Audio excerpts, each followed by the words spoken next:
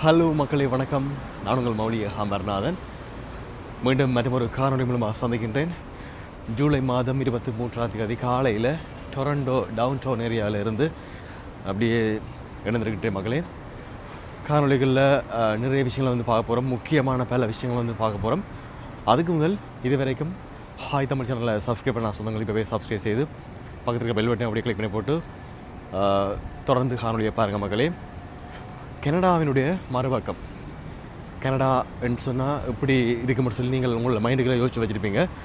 ஆனால் உள்ளுக்குள்ளே இருந்து பார்க்கும்போது என்னென்ன மாதிரியான விஷயங்கள் எல்லாத்தையும் நாங்கள் பார்க்குறோம்னு சொல்லி இந்த காணொலி பேச காத்திருக்கிறது. காணொலியை முழுமையாக பாருங்கள் மக்களே.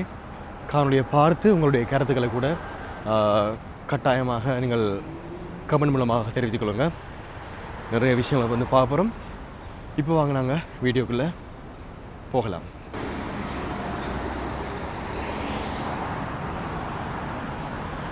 ஓகே, இப்போ நாங்கள் சரியாக டொரண்டோ ஜூனியர் ஸ்டேஷனுக்கு பக்கத்தில் இருக்கிறோம்.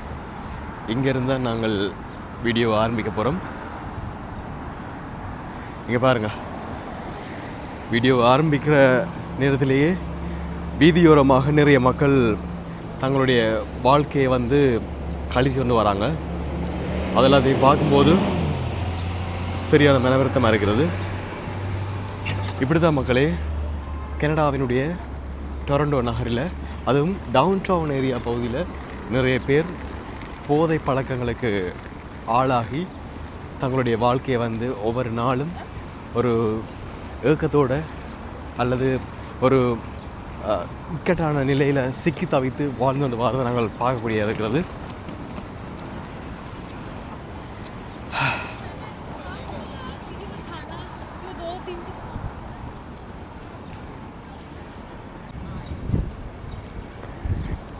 எல்லா இடத்துலையும் இப்படித்தானான்னு சொல்லி பார்த்தீங்கன்னு சொல்லிச்சுன்னா அப்படி இல்லை. முக்கியமாக இந்த நகர பகுதிகளில் நிறைய பேர் இப்படி இருக்கிறாங்க.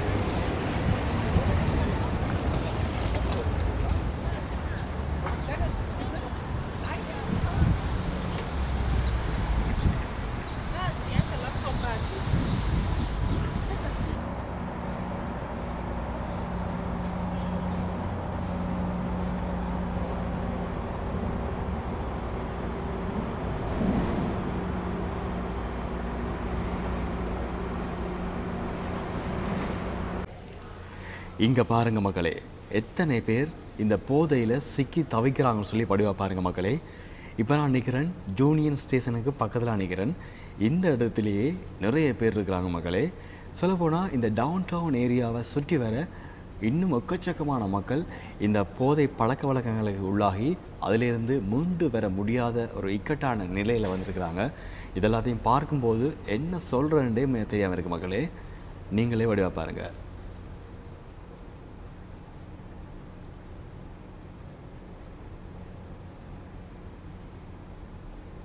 போதைப் பொருட்களை சட்டபூர்வமான முறைகளில் நீங்கள் கனடாவில் கடைகளே வாங்கக்கூடிய மாதிரியான நிலை காணப்படுகின்றது மக்களே.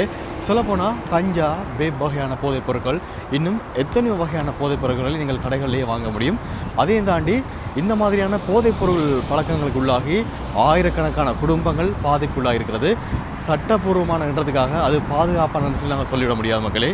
எல்லாமே பிரச்சனை ஏற்படுத்தும். இதால் தான் இலங்கை, இந்தியா போன்ற நாடுகளில் போதை பழக்கத்தை முற்றாக ஒழிக்கிறதுக்காக அந்தந்த அரசாங்கங்கள் நிறைய செயற்திட்டங்களை முன்னெடுத்து வருகின்றார்கள். அது எல்லாத்தையும் நாங்கள் பார்க்கும்போது பெருமையாக இருக்கிறது. விட்டா மக்களே, உங்களுக்கு இந்த காணொலியில் பார்த்துருப்பீங்க எப்படியெல்லாம் மக்கள் திரிகிறாங்கன்னு சொல்லி. அப்படி தான் இலங்கை, இந்தியாவில் திரிவாங்க. அதால் பிரச்சனை ஏற்படுறதுக்கு முதலே அதுக்கான தடையை ஏற்படுத்தினால் மிகவும் பொருத்தமாக இருக்கும். எனவே அந்தந்த விஷயங்களில் அந்தந்த அரசாங்கங்கள் உண்மையிலேயே முன்முறமாக செய்யப்பட்டு வருகிறதை பார்க்கும்போது பொருத்தமானதாக தான் இருக்கிறது. இங்கே பாருங்கள் மக்களே, இவா யாரும் குடிச்சிட்டு போன சிகரெட்டை எடுக்கிறதுக்காக பார்த்து கொண்டிருக்கிறா.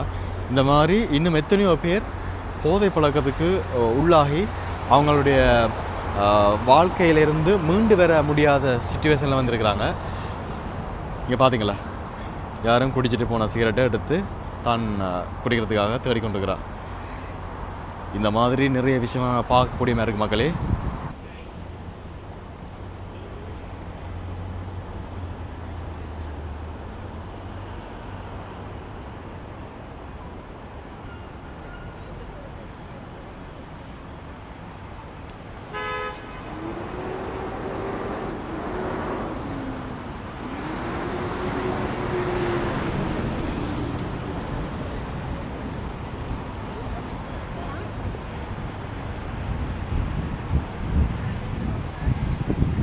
இந்த பக்கம் பாருங்கள் மக்களே,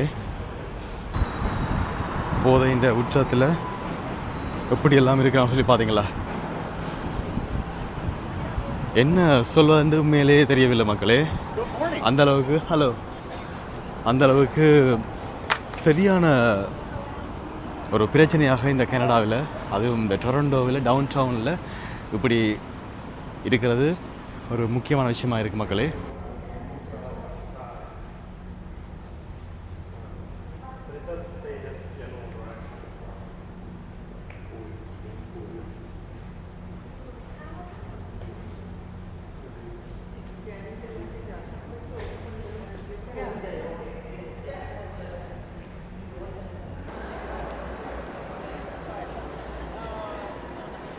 இங்கே பாருங்க மக்களே, ஜூனியர் ஸ்டேஷனுக்குள்ள ஒரு முக்கியமான பதாதை ஒன்றை வச்சிருக்கிறாங்க.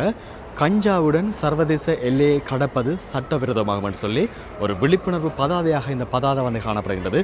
எனவே நீங்களே யோசிச்சு பாருங்க, எந்த அளவுக்கு கனடாவில் போதைப்பொருள் பாவனை அதிகரிச்சிருக்கிறது என்று சொல்லி சொன்னால் இந்த பதாதை ஒரு மிகப்பெரிய ஒரு எடுத்துக்காட்டாக காணப்படுகின்றது மக்களே.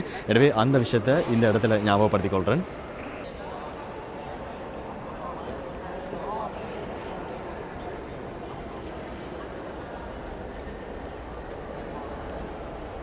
ஓகே மக்களே, நிறைய விஷயங்களை இந்த வீடியோ மூலமாக பார்த்துருப்பீங்க. நல்ல ஒரு விழிப்புணர்வை வழங்கக்கூடிய வீடியோவாக இந்த வீடியோ அமைந்திருக்கும்னு சொல்லி நான் நம்பிக்கொண்டு இந்த வீடியோவை இந்த இடத்திலிருந்து நிறைவு கொண்டுடலாம் மக்களே. மறக்காமல் காணொலி பற்றிய கருத்துக்களை கமெண்டில் வந்து தெரிவித்துக் கொள்ளுங்கள். இதே போல் இன்னும் எக்கச்சக்கமான காணொலிகளை கனடாவிலிருந்து நீங்கள் உடனுக்குடன் பார்க்க விரும்பினால் இதுவரைக்கும் எங்களுடைய ஹாய் தமிழ் சேனலை யாராவது சப்ஸ்கிரைப் பண்ண இருந்தீங்கன்னு சொல்லி சொன்னால் இப்போவே சப்ஸ்கிரைப் செய்து பக்கத்துக்கு பெல் பட்டனை அப்படியே கிளிக் பண்ணி வச்சுக்கொள்ளுங்க மக்களே. அப்போது தான் நாங்கள் அடுத்தடுத்து போகக்கூடிய காணொலிகளை உடனுக்குள்ள பார்த்துக்கொள்ள முடியும். எனவே மீண்டும் அடுத்த வீடியோவில் சந்திக்கலாம் மக்களே. அதுவரையும் விடைபெற்றுக் கொள்கிறேன். நான் என்றும் உங்கள் அன்பின் மௌலி ஏகாம்பரநாதன். மீண்டும் சந்திக்கலாம். பாய்.